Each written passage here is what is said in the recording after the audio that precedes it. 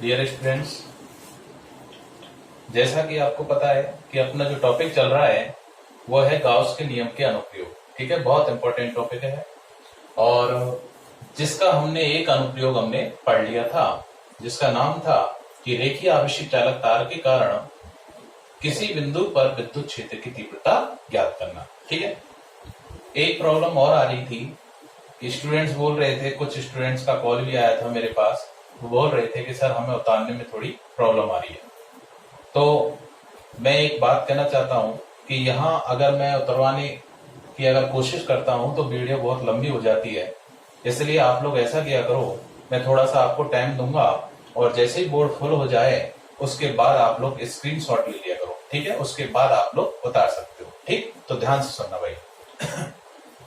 अगला जो अनुप्रयोग है अपना वो है अपरिमित अचालक समरूप आवेशित परत के कारण विद्युत क्षेत्र की तीव्रता ज्ञात करना।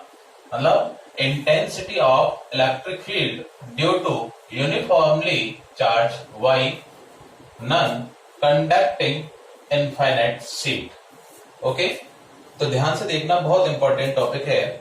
यहां से क्वेश्चन आता है ना, 100% पूछा जाता है, चाहे कंपटीशन एग्जाम हो चाहे कोई सा भी एग्जाम हो, आईआईटी नीट वगैरह जो भी है। ठीक है, बोर्ड एग्जाम में भी पूछा जाता है। हाँ, तो सबसे पहले तो हम बात करते हैं कि अचालक का मतलब क्या होता है। ठीक, तो हमने शुरू में जब हमने वीडियो स्टार्ट की थी तो उस समय आपको बताया था कि चालक क्या होते हैं, अचालक क्या होते हैं। अचालक को ही हम क्या कहते हैं, कुचालक कहते हैं। क्या कहते हैं? कुचालक। ठीक है, तो कुचालक वो होते हैं जिनमें धारा का प्रवाह नहीं होता और चालक वो होते हैं जिनमें धारा का चालन हो जाता है। एक चीज और बताई थी मैंने, आपको याद हो तो, कि जब प्रेरण पढ़ा था हमने तो उस समय हमने एक बात की थी कि चालक, कि यदि हम किसी चालक को आवेशित करते हैं तो आवेश जो है वो केवल और केवल कहाँ वितरित होता है, वो केवल और केवल कहाँ वितरित होता है, सतह पर वितरित होता है, पृष्ठ पर वितरित होता है। लेकिन अगर ये अचालक गोला होता या अचालक वस्तु होती तो आवेश का जो वितरण होता वो कहाँ होता, इसके संपूर्ण आयतन में वितरण होता। कहाँ होता? इसके संपूर्ण आयतन में वितरण होता। ठीक है, तो एक चीज ध्यान रखनी है कि यदि चालक कह रहा है तो आवेश का जो वितरण है वो केवल और केवल कहाँ होगा, पृष्ठ पर होगा, और यदि वो कह रहा है अचालक तो वितरण कहाँ होता है, संपूर्ण आयतन में होता है। ठीक है, अच्छा, दूसरी बात है अपरिमित का मतलब क्या है। परिमित का मतलब है एक सीमा हमें दे रखी है। ठीक है, एक विस्तार, इसकी लिमिट हमें दे रखी है, उसको तो हम बोल रहे हैं परमित। ठीक है, और अपरिमित का मतलब जिसकी हमें कोई लिमिट नहीं दे रखी, मतलब इनफाइनाइट। क्या? इनफाइनाइट, अनंत विस्तार की एक सीट है और उस सीट के कारण हमें किसी बिंदु पर विद्युत क्षेत्र की तीव्रता ज्ञात करनी है। ठीक है, तो ध्यान से सुनना। सबसे पहले हम बात कर रहे हैं कि अपरिमित है और अचालक है। कैसी है? अपरिमित है, अचालक है। और सिंपल एक पहले सबसे पहले एक बात और है कि परत की बात कर रहा है। किसकी बात कर रहा है? वो परत की बात कर रहा है। ठीक है, और परत और पट्टिका दो चीजें होती हैं, ध्यान से सुनना। एक तो होती है परत और एक होती है पट्टिका। दोनों में क्या डिफरेंट है उस चीज को ध्यान से सुनो भाई। ठीक है, जैसे मान के चलो ये बुक है। ठीक है, अब इस बुक के लिए अगर हम देखें तो इस बुक में देखना थोड़ी मोटाई भी है अपने पास। क्या है? मोटाई। ठीक है, तो इसको तो हम बोलेंगे क्या? पट्टिका। क्या बोलेंगे? पट्टिका। लेकिन अगर मैं इसके किसी भी पन्ने की बात करूं, किसी भी एक पन्ने की बात करूं, तो इस पन्ने को अगर हम देखते हैं तो इस पन्ने में यहां पर बताओ, इस पन्ने की कोई मोटाई है? मोटाई तो है लेकिन वो लगभग शून्य के बराबर है, ये मान के चले। ठीक है, तो इस पन्ने की मोटाई तो है लेकिन शून्य के बराबर, मतलब इस पर अगर मैं आवेश का वितरण करता हूं, ठीक है, तो आवेश का जो वितरण होगा, अगर मैं इसको चालक कह दूं या अचालक कह दूं, सिंपल। ठीक है, अगर मैं चालक कहता हूं तो वितरण कहां होगा? इस सतह पर होगा और इस सतह पर होगा। ठीक है, क्यों? इसकी मोटाई नहीं है, ध्यान रखना। ठीक है, अगर मैं इसको अचालक परत बोल रहा हूं तो भी वितरण कहां होगा? इसके संपूर्ण क्षेत्रफल पर होगा। आयतन क्यों नहीं बोल रहा? क्योंकि इसकी मोटाई नहीं है, केवल क्या है? इसकी लंबाई है और क्या है? चौड़ाई है। जब लंबाई और चौड़ाई होगी तो केवल क्या निकाल सकते हैं? इस पट्टिका का हम, इस परत का हम क्या निकाल सकते हैं? क्षेत्रफल निकाल सकते हैं। ठीक है, और अगर ये पट्टिका होती तो हम क्या कहते फिर यहाँ पर आयतन बोलते। क्या बोलते? आयतन। बात समझ में आई? ठीक, चले। अच्छा, तो यहां हम जो बात कर रहे हैं वो किसकी बात कर रहे हैं? परत की बात कर रहे हैं। किसकी बात कर रहे हैं? परत की। ठीक,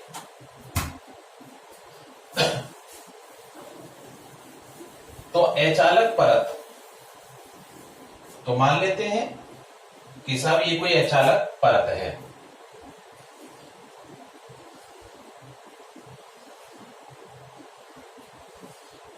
ठीक, और ये कैसी है? अपरिमित है, अनंत विस्तार की। कैसी है? अनंत विस्तार। और अनंत विस्तार जो है वो अनंत, अनंत की कोई सीमा नहीं होती। ठीक है, और अनंत की कोई सीमा नहीं होती, इसका मतलब है कि ये जो वाला बाहर पार्ट है वो कहां तक जा सकता है? अनंत तक जा सकता है। ठीक है, ये वाला जो भाग है वो कहां तक जा सकता है? अनंत तक जा सकता है। मतलब ये अनंत विस्तारित है, ये ध्यान रखना है। ठीक है, जब अनंत विस्तारित परत है और ये कह रहा है कैसी है? अचालक है। कैसी है? अचालक। तो आवेश का जो वितरण होगा, आवेश का जो वितरण होगा वो कहां पर होगा? इसकी सतह पर होगा। कहां पर होगा? सतह पर। मतलब दोनों तरफ होगा। क्यों? इसकी कोई मोटाई नहीं है। ठीक है, तो इसका मतलब है अचालक है, तो इसका क्या निकाल सकते हैं? केवल हम क्षेत्रफल निकाल सकते हैं। क्या निकाल सकते हैं? क्षेत्रफल। तो आवेश जो जाएगा वो कहां जाएगा? इसके संपूर्ण क्षेत्रफल में जाएगा। कहां जाएगा? इसके संपूर्ण क्षेत्रफल में वितरित होगा। तो कर देते हैं सब। तो एक समान रूप से आवेशित है, एक समान रूप से हमने क्या कर दिया? इसको आवेशित कर दिया। अब ध्यान से सुनना भाई, ये जो परत है वो इस प्रकार रखी हुई है। ठीक है, त्रिविमीय आकृति होती है, इसलिए मैं बोर्ड पर नहीं बना पा रहा हूं, तो ध्यान से सुनना कि ये जो परत है वो कैसे रखी हुई है? ऐसे रखी हुई है। ठीक है, इसका मतलब है कि ये जो वाला पार्ट है जो आवेशित है वो कौन सा दिख रहा है मुझे? ये वाला भाग दिख रहा है। कौन सा दिख रहा है? ये वाला। ठीक है, इसका मतलब इसके पीछे वाले भाग पर भी क्या होगा? आवेश का वितरण होगा। तो इसके पीछे भी आवेश का वितरण होगा। बात समझ में आ गई? ठीक, अच्छा, तो इसके कारण हमें क्या निकालनी है? विद्युत क्षेत्र की तीव्रता। तो मान लेते हैं कि इस आवेशित परत से, इस आवेशित परत से और स्मॉल r दूरी पर एक बिंदु P स्थित है। ठीक, और इस बिंदु P पर हमें क्षेत्र की तीव्रता ज्ञात करनी है। अब चूंकि वही कंडीशन जो हमने वहां पढ़ी थी कि क्षेत्र की तीव्रता कैसी राशि होती है? सदिश राशि होती है। और सदिश राशियों के लिए हमें क्या चाहिए? परिमाण भी चाहिए और दिशा भी चाहिए। तो सबसे पहले तो यहां पर क्षेत्र की तीव्रता की दिशा निकालें। तो दिशा निकालने के लिए हम क्या करें कि मान लें ये O पॉइंट है और इस O पॉइंट से इसकी जो दूरी है P बिंदु की वो कितनी है? वो हमने कितनी मानी है? R दूरी मानी है। ठीक है, अब इस पर हमें क्या देखनी है? दिशा देखनी, क्षेत्र की तीव्रता की। तो क्या करें? जो परत है अपनी वो कैसी है?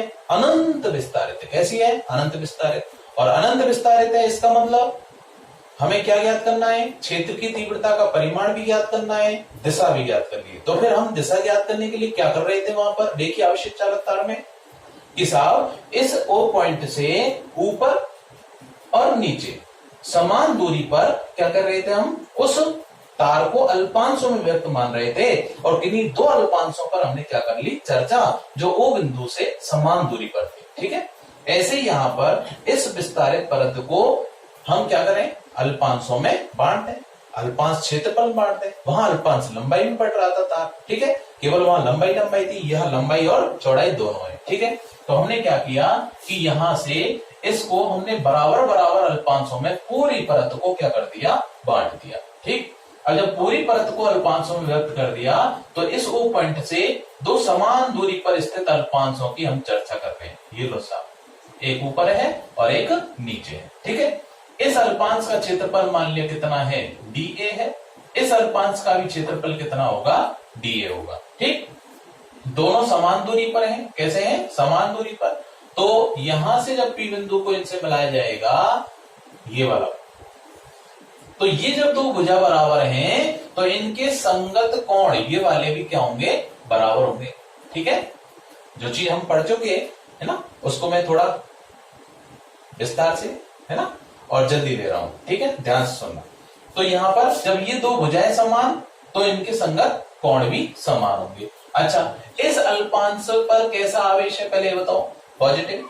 और जिस बिंदु पर हम ज्ञात करते हैं उस पर हम क्या करते हैं, परीक्षण आवेश की कल्पना। और वो परीक्षण आवेश जो होता है वो कैसा होता है, धनात्मक होता है। प्रकृति कैसी होती है उसकी, धनात्मक होती है। ठीक है, अच्छा तो इस अल्पांश के कारण इस पर कैसा बल लगेगा, पहले बताओ। कैसे आवेश है दोनों, सजातीय या विजातीय, सजातीय आवेश। ठीक है, और सजातीय आवेश है तो इसके कारण इस पर कैसा बल लगेगा, प्रतिकर्षण। तो बताओ किधर होगी क्षेत्र की तीव्रता इसके कारण, इस दिशा में होगी। ठीक, ऐसे ही इसके कारण किधर होगी, इसी संख्या रेखा के अनुदिश इस दिशा में होगी। ठीक, इसको मैं आगे तक बढ़ा दूं, ये लो साहब, ये थीटा तो ये वाला कोण थीटा, ये थीटा तो ये वाला कोण थीटा, ये दोनों शीर्षाभिमुख, ये भी कैसे कोण हो गए, शीर्षाभिमुख हो गए। एक रेखा में इस पर लंबवत खींच दूं, इस रेखा के लंबवत रेखा मैंने यहां पर खींच दी। ठीक है, अब ध्यान से सुनना, जब ये दोनों भुजा बराबर, एक भुजा उभयनिष्ठ और दो कोण बराबर, तो भुजा कोण भुजा के नियम से, भुजा कोण भुजा के नियम से ये दोनों भुजाएं भी क्या होंगी, बराबर होंगी। ठीक है, ये दोनों भुजाएं भी कैसे होंगी, बराबर होंगी। अच्छा, जब दोनों भुजा बराबर है तो ध्यान से सुनना, आवेश, इस पर आवेश कितना है, dq, इस पर आवेश कितना है, dq। ओके, जब आवेश समान, बीच की दूरी समान, तो याद करो KQ/R² में जब Q समान R समान, तो इसका मतलब दोनों की क्षेत्र की तीव्रताएं भी क्या होंगी, समान होंगी। बोलो बात समझ में या नहीं है ना। तो मान लिया कि इस अल्पांश के कारण क्षेत्र की तीव्रता dE वेक्टर और इस अल्पांश के कारण क्षेत्र की तीव्रता dE वेक्टर। ओके, अब देखना ध्यान से, क्या दोनों के मध्य का कोण हमें पता है, नहीं पता। और जब कोण ज्ञात नहीं है तो उस कंडीशन में मैं परिणामी यहां से नहीं निकाल सकता। देखो परिणामी क्या होता है, याद हो तो सदिश राशियों का इन दोनों का परिणामी निकालें तो क्या आएगा कि E बराबर आएगा अंडर रूट, क्या आता है, E1 square plus E2 square plus 2E1 E2 cos theta. अब जब हमें थीटा ज्ञात नहीं है तो हम परिणामी यहां से ज्ञात नहीं कर सकते। अब चूंकि हमें यहाँ पर क्या ज्ञात करनी है, दिशा ज्ञात करनी है, तो दिशा ज्ञात करने के लिए हम क्या करें, इन दोनों को, वही अपना ब्रह्मांड सूत्र क्या होता है, घटकों में विभाजित कर दो। जब इनको घटकों में विभाजित करेंगे तो उस स्थिति में बताओ इस DE का इस दिशा में घटक क्या होगा, बोलो, DE cos थीटा के sin थीटा, बोलो क्या आएगा। देखो ध्यान से, ये थीटा कोण, तो इसके लंबवत घटक साइन आता है, क्या आता है, साइन, तो DE sin थीटा। अच्छा, इसका इस दिशा में घटक बोलो, वही DE sin थीटा।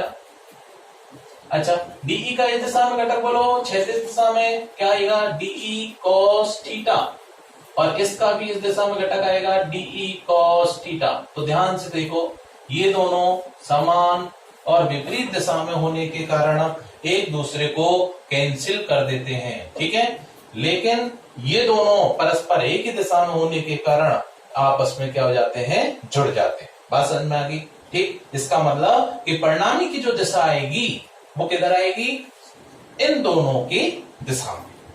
क्लियर, क्यों, ये दोनों तो खत्म ही हो गए, तो परिणामी की जो दिशा आएगी वो इसी दिशा में आएगी। और ये जो दिशा है, ये वाली जो दिशा है वो चालक जो अचालक जो परत है इसके कैसे है, लंबवत है। कैसे है, लंबवत। ठीक, तो इसका मतलब कि ये अचालक परत है, तो विद्युत क्षेत्र की जो तीव्रता होगी किसी भी बिंदु पर, पॉइंट कहीं भी हो सकता है, यहां हो सकता है, यहां हो सकता है, यहां हो सकता है, यहां हो सकता है, यहां हो सकता है, यहां कहीं भी हो सकता है। ठीक है, ओके। अनंत विस्तारित परत मैंने कल भी बताया था आपको कि कोई अनंत विस्तारित परत नहीं है। हम यहाँ केवल कंडीशन करेंगे, अप्लाई क्या करेंगे कि इस परत के जो बिंदु है उसको कहां रखेंगे, बिल्कुल समीप रखेंगे। बात समझ में आ गई कि इस परत के बिंदु को क्या करेंगे, हम बिल्कुल समीप रखेंगे, तो इस बिंदु के लिए ये परत कैसी दिखेगी, अनंत विस्तारित नजर आएगी। बात समझ में आ गई। ठीक साहब, तो इसका मतलब कि यहां पर इस परत के कारण क्षेत्र की तीव्रता की जो दिशा आएगी वो कैसे आएगी, इस परत के लंबवत आएगी। बात समझ में आ गई, क्लियर है। चले आगे, स्क्रीनशॉट ले लेना। ठीक है, हाँ जी।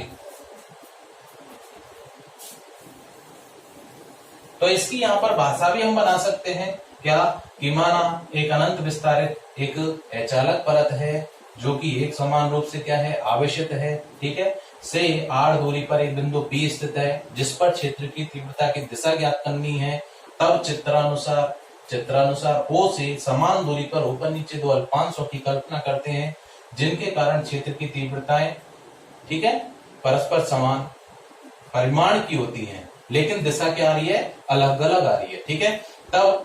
तब परिणामी ज्ञाथ करने के लिए इन दोनों को हम घटकों में विभाजित करते हैं और घटकों में विभाजित करने पर दोनों के लंबवत घटक डी sin थीटा परस्पर निरस्त और क्षैतिज घटक क्या हो जाते हैं, जुड़ जाते हैं। तो इसका मतलब परिणामी की जो दिशा होगी वो इस अचालक परत के लंबवत होगी।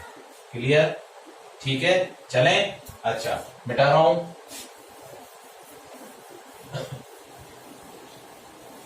तो हमने दिशा ज्ञात कर ली साहब, कि दिशा क्या आई अपनी, कि अचालक परत के कैसे होगी, लंबवत आएगी, ठीक। अब हम ज्ञात करेंगे परिमाण। क्या ज्ञात करेंगे, परिमाण। किसकी सहायता से ज्ञात करेंगे, किसकी सहायता से, किसका अनुप्रयोग चल रहा है, गाउस के नियम का अनुप्रयोग। बात समझ में आ गई, जो कि गाउस के नियम से क्या होता है बताओ, फाई बराबर होता है इंटीग्रेशन ऑफ बंद पृष्ठ, ध्यान रखना, बंद पृष्ठ के लिए बात हुई है केवल, E vector dot D vector बराबर समेशन क्यू अपॉन एप्सिलॉन 0। मैंने पहले बोला था अनुप्रयोग स्टार्ट करने से पहले क्या, कि जब भी हम जो भी अनुप्रयोग यहाँ पर प्रूफ करेंगे, मान निकालेंगे, ई वेक्टर का मान ज्ञात करेंगे, तो गाउस के नियम से हमें ये फॉर्मूला रखना पड़ेगा और इस फॉर्मूले में LHS की वैल्यू निकालेंगे, RHS में समेशन Q का मान ज्ञात करेंगे और इस समीकरण हम पुट करेंगे और अपने पास E का मान आ जाएगा। क्लियर, चले आगे, ध्यान से देखना भाई। तो आवेशित परत लेते हैं पहले, ये लो साहब,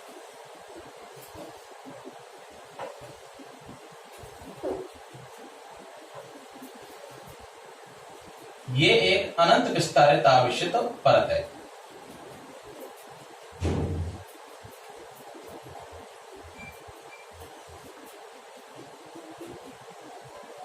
ठीक है, और इस को एक समान रूप से हमने क्या कर दिया, आवेशित कर दिया, और आवेश का जो वितरण है वो दोनों ओर होगा। कहां होगा, दोनों ओर होगा, ठीक है। जब दोनों ओर होगा तो उस स्थिति में ध्यान से देखना, यहां पर मान लेते हैं कि ये इसका O पॉइंट है और इससे स्मॉल r दूरी पर एक बिंदु P स्थित है जिस पर हमें क्षेत्र की तीव्रता ज्ञात करनी है, ठीक है। तो क्या करते हैं, गाउस क्या कहता है कि पहले ऐसे बंद पृष्ठ की कल्पना करो, ऐसे बंद पृष्ठ की कल्पना करो जो सममित हो और उसके अंदर ये पूरा पृष्ठ क्या हो जाए, बंद हो जाए। बात समझ में आ गई। और वो बंद पृष्ठ कहां से गुजरना चाहिए, बिंदु P से होकर गुजरना चाहिए। क्यों, क्षेत्र रेखाएं जो निकलेंगी कहां से, P से निकलेंगी बाहर, ठीक। अच्छा, तो हम क्या करते हैं साहब, ऐसी ही आकृति का एक बंद पृष्ठ ले लेते हैं, ऐसी ही आकृति का एक बंद पृष्ठ ले लेते हैं जो बिंदु P से होकर गुजरता है, ठीक है। तो बंद पृष्ठ बनाने के लिए जितनी दूरी पर ये P बिंदु है उतनी ही दूरी का विपरीत दिशा में रहेगा पृष्ठ।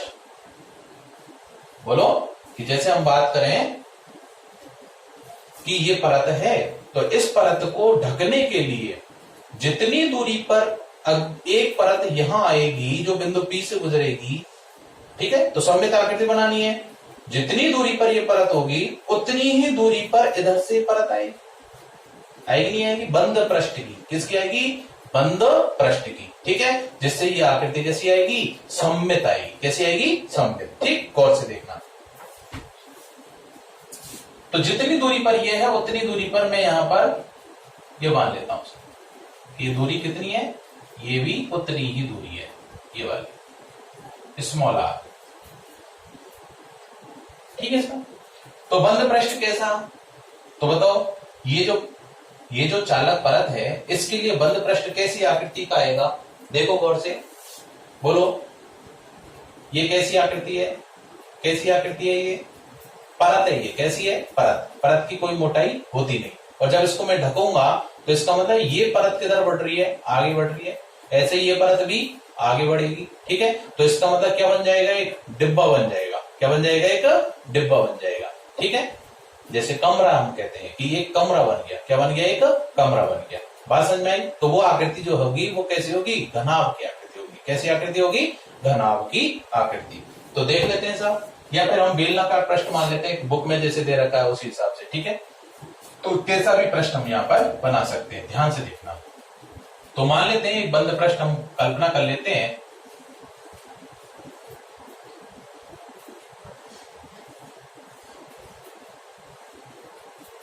चाहे बेलनाकार मान लो, चाहे इसको घनाभ आकृति का मान लो। ठीक है, बना लो, कोई फर्क नहीं पड़ना। क्यों, क्योंकि हम यहाँ पर जो क्षेत्रफल मानेंगे वो क्या मानेंगे, ए मानेंगे।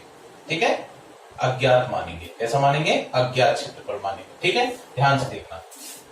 हाँ जी, तो देखो गौर से, तो इसको मैं बेलनाकार प्रश्न मान लू। ठीक है, बेलनाकार, चाहे इसकी आकृति चाहे बेलन नहीं हो, बेलन मत रखो, चाहे इसकी आकृति कैसी बना दो, समतल बना दो, ऐसी बना दो, कैसी भी बना सकते हैं, कोई जरूरी नहीं है कि बेलनाकार हो। ठीक है,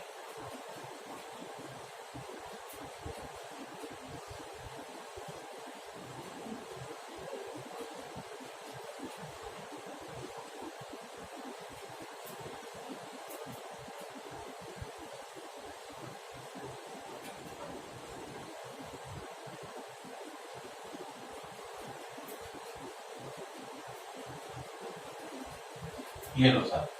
ठीक है, इस प्रकार भी हम बना सकते हैं। बात समझ में आ गई, क्लियर है ना। और ऐसी आकृति इधर हो जाएगी। ठीक है, तो इसको बनाने में थोड़ी दिक्कत आती है, इसलिए हम कैसा मान लेते हैं, इसको बेलनाकार प्रश्न मान लेते हैं। ठीक है, और बेलनाकार होगा तो ये वाला जो भाग होगा वो कैसा होगा, वृत्ताकार होगा। कैसा होगा, वृत्ताकार। ओके, ऐसे ही इधर भी क्या होगा, वृत्ताकार भाग होगा।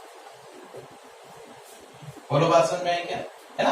अब बताओ कि इस परत के कारण इस बिंदु पर क्षेत्र की तीव्रता की दिशा किधर होगी, बोलो किधर होगी, प्लस इधर है ना, तो किधर जाएगा बिंदु P, इधर ही जाएगा। तो क्षेत्र की तीव्रता की दिशा ये होगी। क्लियर।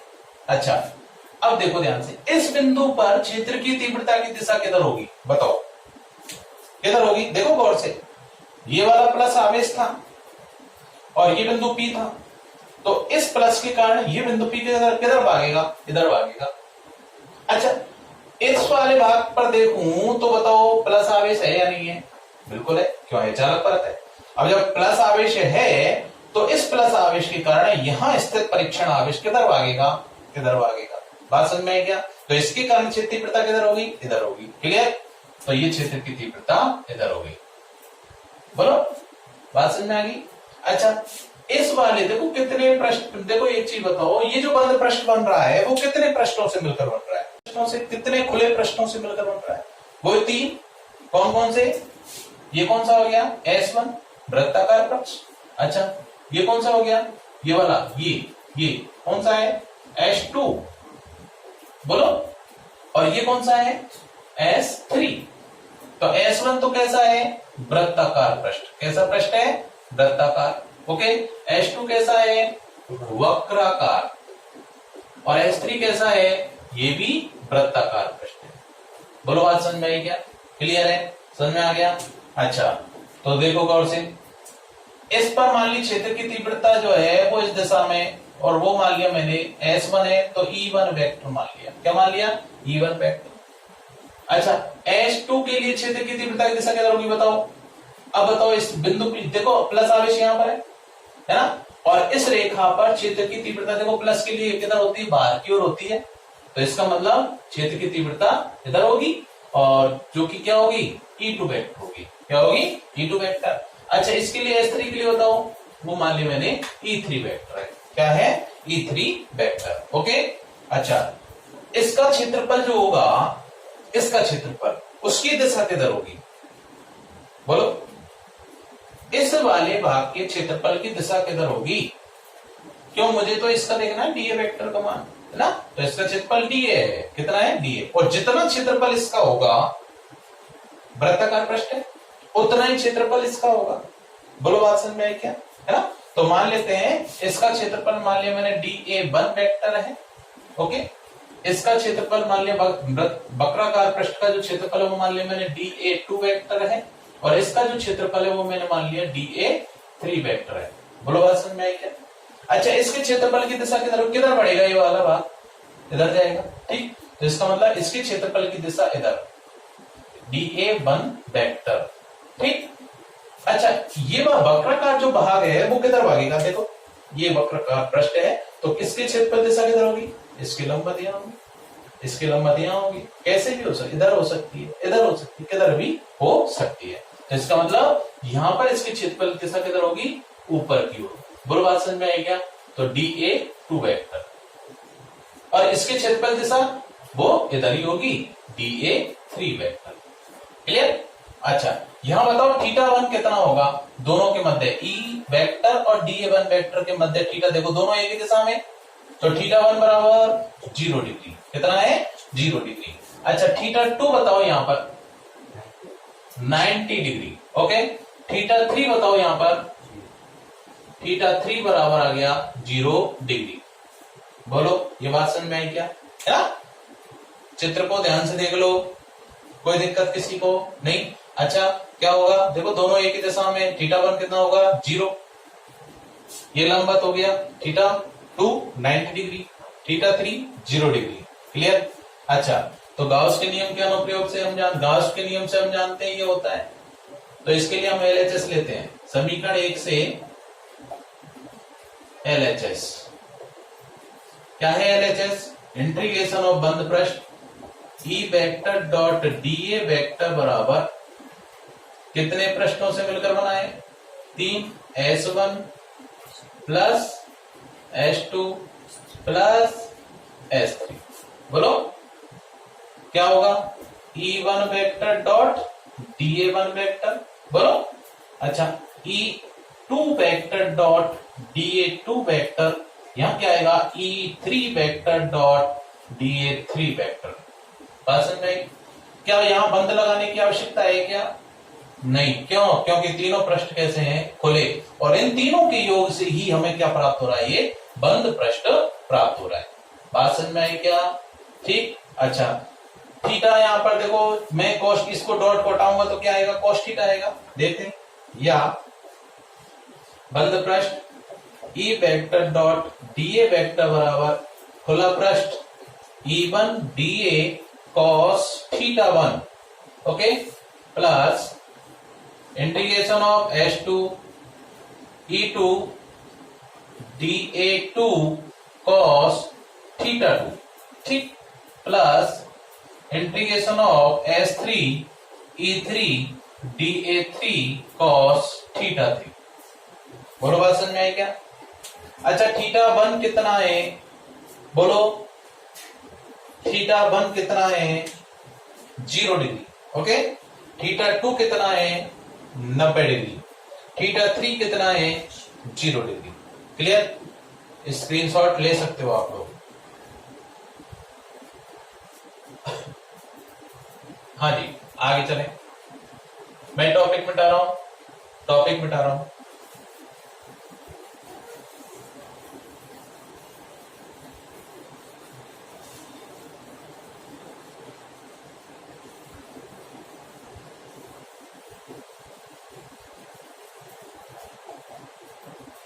हाँ जी, देखना गौर से, इससे आगे चलते हैं। या इंटीग्रेशन ऑफ बंद पृष्ठ E vector dot dA vector बराबर क्या होगा बताओ? Integration of S1 E1 dA1 cos 0, ठीक है, चित्र से, plus S2 E2 dA2 cos 90 degree, okay, plus integration S3 E3 dA3 cos 0 degree. बोलो cos 90 का मान कितना होता है? 0। cos 0 का मान 1, cos 0 का मान 1। क्लियर? तो क्या आ जाएगा अपने पास? स्टेप आ जाएगी अगली, बंद पृष्ठ E vector dot dA vector बराबर integration of E1 dA1 S1 पृष्ठ प्लस E2 dA2 S2 बोलो बात समझ में आई क्या? अब देखना गौर से, यहां पर देखना जितना अल्पांश ये है ना, यहां पर इस अल्पांश के कारण तो निकाला हम क्षेत्र की तीव्रता, तो ये अल्पांश माना था हमने, और इस अल्पांश के कारण बिंदु P पर क्षेत्र की तीव्रता निकाली थी। तो जितना अल्पांश यहाँ है उतना ही अल्पांश इस वाले भाग पर होगा इधर, ठीक। तो इसका मतलब Q का मान दोनों तरफ से, और इससे जितनी दूरी पर है बिंदु P उतनी दूरी पर यहां पर है बिंदु, ठीक है। तो इसका मतलब R भी दोनों के लिए क्या होगा, सेम होगा, दोनों प्रश्नों के लिए क्या होगा, सेम होगा। तो क्षेत्र की तीव्रता दोनों के लिए क्या होगी, सेम, है ना। चूंकि चित्र से क्या है, बोलो, E1 बराबर है E2। अब देखो दिशा दोनों की अलग अलग है लेकिन दोनों का परिमाण सेम आएगा, क्लियर। अच्छा, अर्थात लिख सकता हूं, अर्थात ई को मैं क्या कह सकता हूं, यहाँ पर ई क्या है, यहाँ पर सममित है, ई क्या है, यहाँ पर सममित है, ओके। अच्छा, यानी समान दूरी पर स्थित बिंदुओं पर विद्युत क्षेत्र तीव्रता एक समान होगी, क्लियर। अच्छा, आगे देखो, एवं S1 बराबर S2 बराबर कैसा पृष्ठ है, वृत्ताकार पृष्ठ। कैसा पृष्ठ है, वृत्ताकार पृष्ठ, ठीक है। तो जो क्षेत्रफल इसका होगा उतना ही क्षेत्रफल इसका होगा,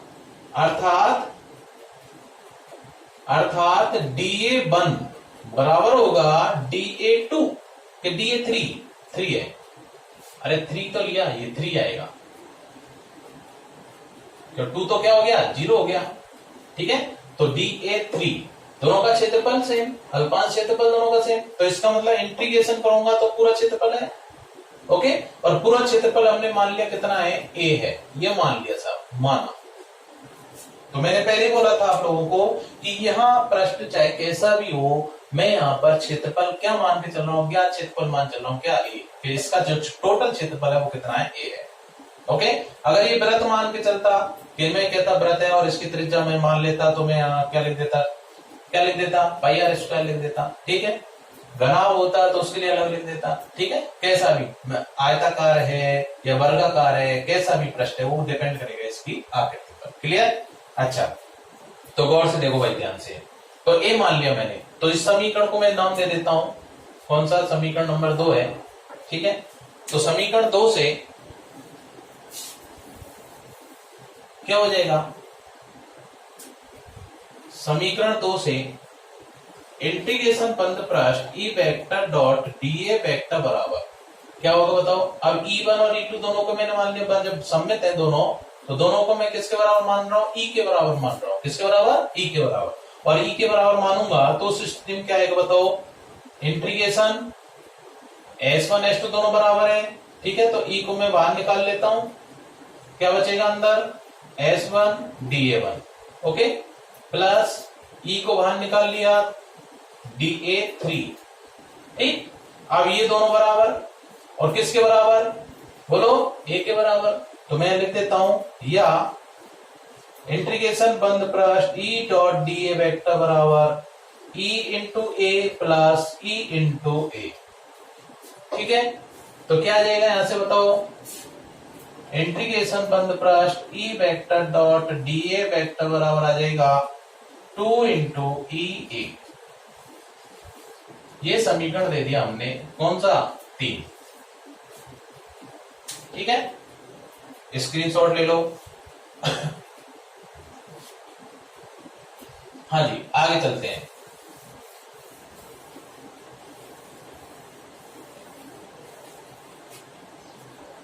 देखो गौर से, तो ये तो हमें एलएचएस की पहलू आ गई, क्यों, क्योंकि अपने पास गाउस का नियम था, इंटीग्रेशन बंद पृष्ठ E vector dot DA vector बराबर summation Q upon epsilon 0।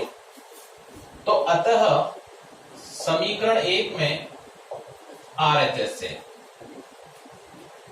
Summation Q का मान कितना होगा ये निकाले, ठीक। तो बताओ, क्या इस पर वितरित आवेश हमें पता है, नहीं पता। तो यहां पर बताओ, लंबाई आ रही है, क्षेत्रफल आ रहा है या आयतन आ रहा है, पहले बताओ क्या आ रहा है, क्षेत्रफल। और क्षेत्रफल में वितरित आवेश हमें ज्ञात करना है। तो कब ज्ञात हो सकता है, जब हमें एकांक क्षेत्रफल में वितरित आवेश पता हो। क्लियर। और एकांक क्षेत्रफल में जो वितरित आवेश होता है उसको हम व्यक्त करते हैं किससे, सिग्मा से, है ना। और सिग्मा को हम क्या बोलते हैं, पृष्ठ आवेश घनत्व। क्या बोलते हैं इसको, पृष्ठ आवेश घनत्व। ठीक है, तो ज्ञात करने के लिए मैं यहां मान लेता हूं, क्या ऊपर ही मान लेता हूं कि माना पृष्ठ आवेश घनत्व कितना है, परत का पृष्ठ आवेश घनत्व सिग्मा है। ओके, ठीक, तो बताओ। और इस पूरी परत का जो कुल क्षेत्रफल होगा, देखो ये कुल क्षेत्रफल है, ये कैसा क्षेत्रफल है, कुल क्षेत्रफल है। जितनी भी लंबी, जितनी अपरिमित लंबाई की जो परत है, चौड़ाई परत है, ठीक है, क्षेत्रफल जो होगा इसका पूरे का क्षेत्रफल है DA1, पूरा क्षेत्रफल, ध्यान रखना। ठीक है, तो कितना क्षेत्रफल है, A क्षेत्रफल है, पूरा क्षेत्रफल। और जब पूरा क्षेत्रफल A है और एकांक लंबाई में वितरित आवेश कितना है, सिग्मा, तो टोटल आवेश कितना आ जाएगा, सिग्मा इंटू A आ जाएगा, जो कि सिग्मा बराबर होता है summation Q upon A। Clear, कुल आवेश बटे क्षेत्रफल, ये होता है क्या, सिग्मा। ओके, अच्छा, ये वाला मान आ गया अपने पास, समीकरण नंबर 4 दे देते हैं इसको। तो देखो गौर से,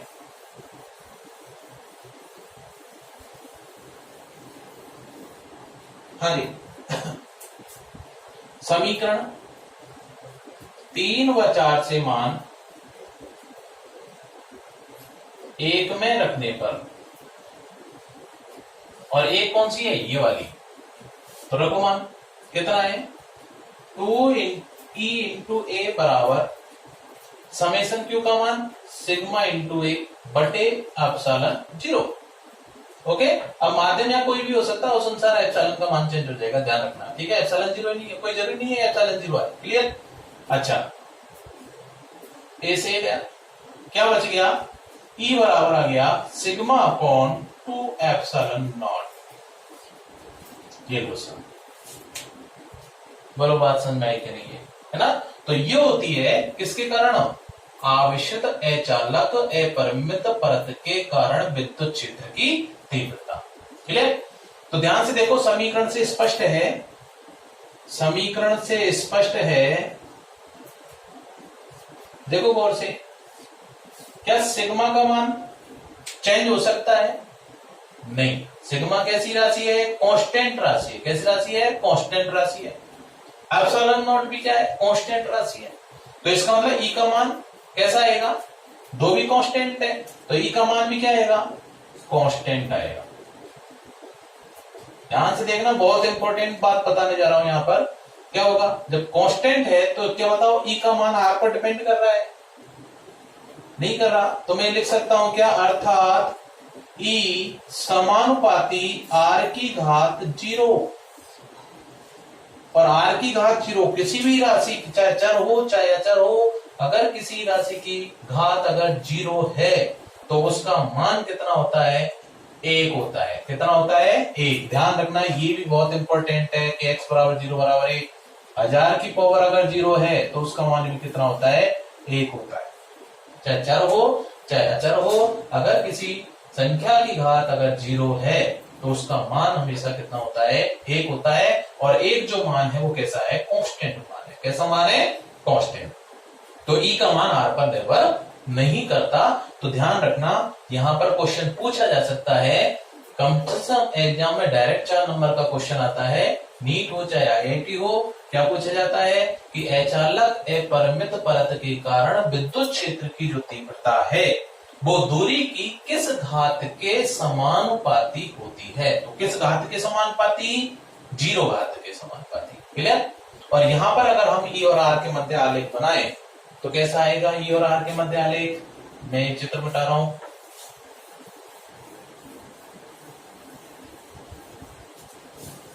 तो E और R के मध्य अगर आलेख बनाए,